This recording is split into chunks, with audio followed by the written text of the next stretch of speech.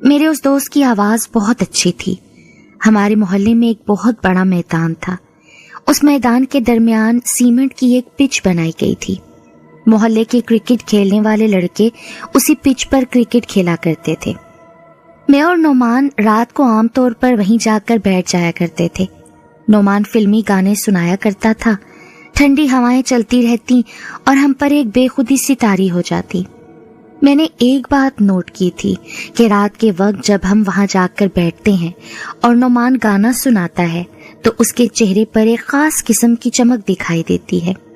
بہت ہی خوبصورت اس کا چہرہ ہو جاتا ہے۔ خوبصورت تو وہ ویسے بھی تھا، لیکن اس وقت تو وہ اور بھی زیادہ حسین معلوم ہوتا تھا۔ نعمان اپنے گھر کا ایک ہی بیٹا تھا، جبکہ اس کی 2 بہنیں بھی تھیں۔ نعمان بہت خوبصورت لڑکا تھا۔ اس میں تو اور ہی طرح کی کشش تھی جو شاید لاکھوں میں کسی ایک کو نصیب ہوتی ہوگی۔ اس کے گھر یا خود اس کے معاشی حالات چاہے جیسے بھی ہوں، میں نے اس کو ہمیشہ خوش ہی دیکھا تھا۔ ایسا اطمینان بھی بہت کم لوگوں کے چہروں پر ہوتا ہوگا۔ یہ کہا جائے کہ وہ ہر لحاظ سے ایسا نوجوان تھا جس پر کوئی توجہ دیے بغیر نہیں رہ سکتا تھا۔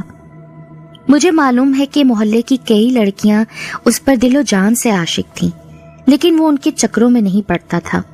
کہا کرتا تھا، بھائی یار، مجھے تو لڑکیوں سے کوئی دلچسپی نہیں ہے، یہ خواہ خواہ اپنا وقت برباد کرتی رہتی ہیں۔ لیکن یار نعمان، پھر بھی تمہیں بھی تو کبھی نہ کبھی کسی سے محبت ہو ہی جائے گی نا؟ ہو سکتا ہے، لیکن بھائی اگر کوئی ایسی بات ہوئی نا تو سب سے پہلے میں آپ ہی کو بتاؤں گا۔ کچھ دن گزرے ہی تھے کہ اس نے ایک عجیب انکشاف کیا۔ بھائی جان، ایک لڑکی سے مجھے عشق ہو گیا ہے۔ کیا؟ مبارک ہو، کون ہے وہ؟ کیا نام ہے اس کا؟ کہاں رہتی ہے وہ؟ بھائی جان، میں تو یہ سب نہیں جانتا۔ کیا مطلب؟ کیا تم اسے جانتے ہی نہیں ہو؟ نہیں، یہ سب معلوم کرنے کی ہمت ہی نہیں ہوئی۔